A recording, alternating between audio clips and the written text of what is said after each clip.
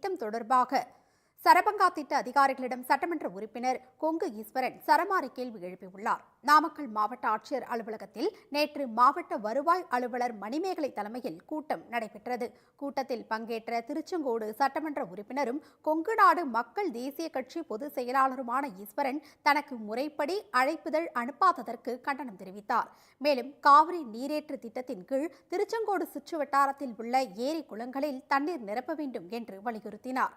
இதனை செயல்படுத்த முடியாது என சரபங்கா திட்ட அதிகாரி கூறியதால் ஆவேசம் அடைந்த ஈஸ்வரன் சம்பந்தப்பட்ட துறை அதிகாரிகளுடன் ஆலோசிக்காமல் முடியாது என்று சொல்வது ஏன் என சரமாரியாக கேள்வி எழுப்பினார்.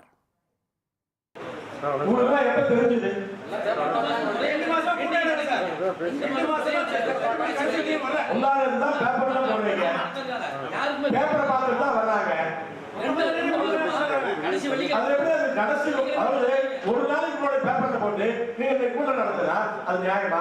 அதுக்கு ஏதாவது ரூல் இருக்கா இல்லையா? இத்தனை நாள் முன்னாடி தெரிவிக்கணும் ரூல் இருக்கா இல்லையா?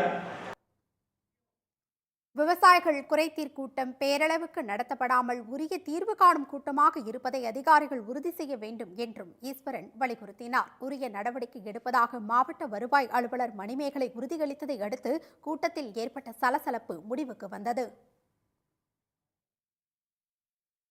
பொலிவியாவின்